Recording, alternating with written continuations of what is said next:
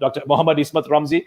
He is the senior lecturer at the Faculty of Education at the University of Malaya in Malaysia, and he will speak to us with regards to the life of the Prophet ﷺ being an example, not just from a religious perspective, not from a political perspective, but also from a corporate, from a leadership, from a professional perspective. So I'd like to welcome Dr. Ismat Ramzi to start speaking on this stage. Thank you very much. Thank you very much, my brother Samir. Ladies and gentlemen, Assalamu alaikum wa rahmatullahi wa barakatuh. Peace and mercy and blessings of Allah be upon you. May Allah protect all Sri Lankans and people around the world from the COVID-19 at the moment. It gives me pleasure to speak to you few words on the leadership skills of the Prophet Muhammad sallallahu alaihi wasallam in this webinar on National Milad Day celebration organized by the Department of Muslim Religious and Cultural Affairs, Sri Lanka. The Muslims all over the world are celebrating the birthday of the Prophet Muhammad sallallahu alaihi wasallam today. The Prophet Muhammad sallallahu alaihi wasallam was an ordinary person, received a divine revelation at the age of 40 from the God and began preaching Islam in Arabia. These revelations had compiled in the form of the Quran, and his understanding of the Quran and its application have compiled as Hadith or Sunnah. What he started as a feeble group soon turned into a strong society when he assumed leader of Medina. The popularity of his leadership began expanding.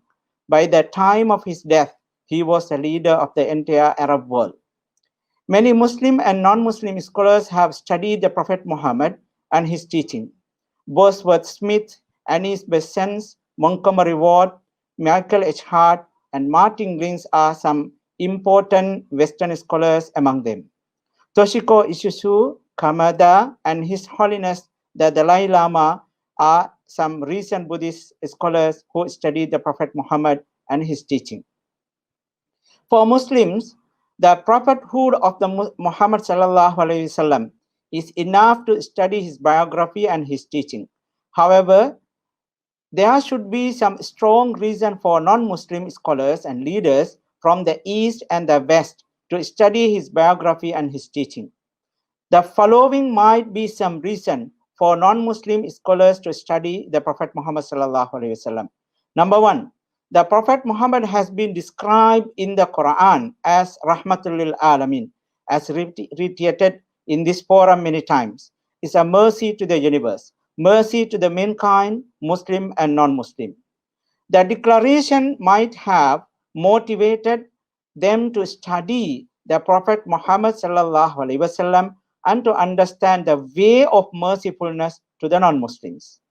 The number two, the Prophet Muhammad sallallahu alaihi wasallam became a leader in a short period by transforming pagan society into the leaders. So they might have studied him to understand his strategy of social transformation process. Number three, the Prophet Muhammad's perception of life, particularly giving enough consideration to the human physical, sexual, emotional, as well as spiritual needs, might be another reason for studying the Prophet Muhammad. Although the objective of his teaching is transforming the human beings from material attachment to spiritual well-being, he practiced a balance of spirituality without ignoring physical, sexual, emotional, and intellectual spiritual needs. Introducing some social theories that put in the social life of people in order might be some other reason for sociologists to study the Prophet Muhammad sallallahu alaihi wasallam. For instance, he set the family as the basic unit of the society and has given more importance to family values than to other social institutions. He set the principle to determine social leadership. These principles ensured appointments based on merit and qualification instead of other reasons. He introduced code of ethics to maintain social equality within the context of social stratifications. So his teaching guaranteed gender balance and non-supremacy of any race while setting the spiritual and intellectual qualification as the basic. He introduced the middle path religiosity system called Vasatiyya, while strongly rejecting ifrat, the extremism, and tafrit, pessimism in understanding and practicing religion. He made sacredness of nature based on the concept of creation and increased the responsibility of human being towards nature, as again mentioned by my previous speakers. So according to him, picking a leaf from a tree without proper reason is a crime. These might be some reason why non-Muslim professionals and leaders study the Prophet Muhammad and his teachings. In this presentation, I would briefly deliberate the study of the Prophet Muhammad from the leadership perspective. Michael H. Hart, an American astrophysicist, studied the Prophet Muhammad sallallahu alaihi wasallam based on the leadership Western standards. He found some extraordinary leadership qualities in the Prophet Muhammad sallallahu alaihi wasallam and gave him the first place in his book, The 100, a ranking of the most influential persons in history. The statement of many other non-Muslim scholars and leaders before and after Michael H. Hart on the Prophet leadership also endorsed these findings. The leadership qualities of the Prophet Muhammad and his decision-making skills can be studied in his biography. The decisions to migrate from Makkah to Medina, Medina Treaty, Hudaybiyah Treaty, and his final sermons are some of the critical events. Among these events, the Prophet's journey to Taif was significant to understand his strategic decision-making skills. The Prophet Muhammad sallallahu alaihi wasallam mission was not just preaching Islam, universal values and ethics as mentioned by a venerable Professor Srinivasa. He said the practical aspect is very important. Yes, the Prophet Muhammad also feel the same thing, and he wanted to show its correct understanding, interpretation in various contexts, and its application in a multicultural society like Medina. Since these theories and policies are divine origin, this was his responsibility as a prophet.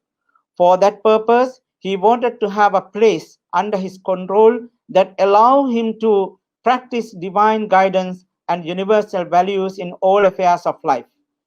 As far as he started this mission as a single person, his decision-making skill must have played a crucial role in making this mission reality. The Prophet Muhammad sallallahu alaihi wasallam found Makkah as an ideal place for his mission.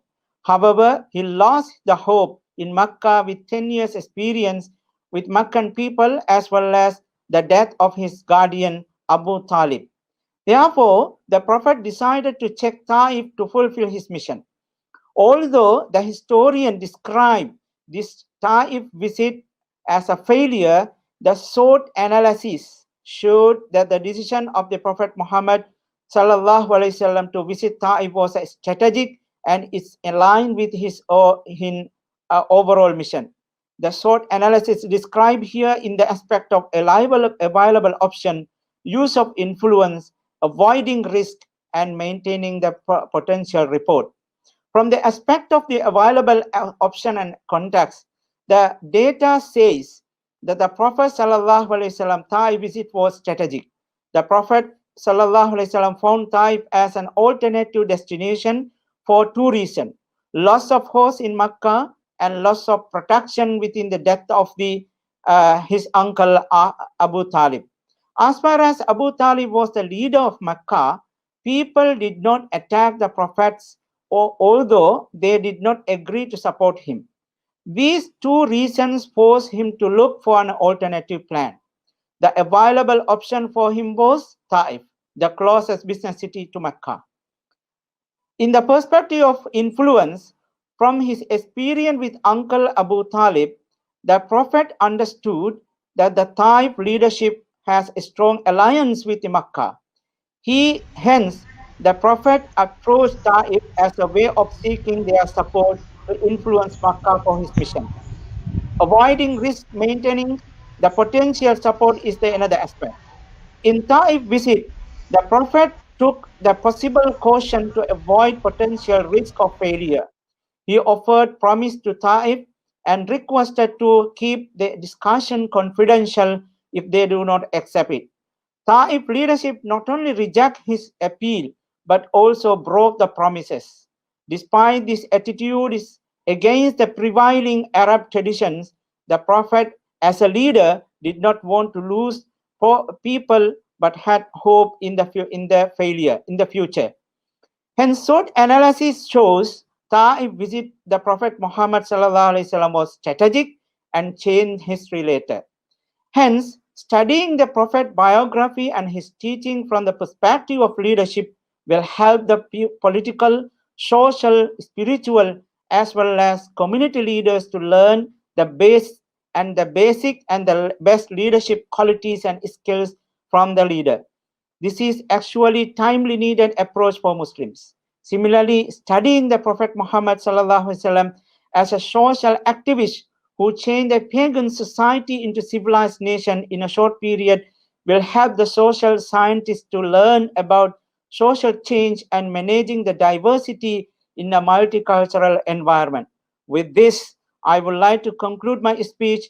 Thank you very much. Stay safe and maintain the social distance. Wa akhir da'wana alhamdulillahi rabbil alamin. Wassalamu alaikum warahmatullahi wabarakatuh.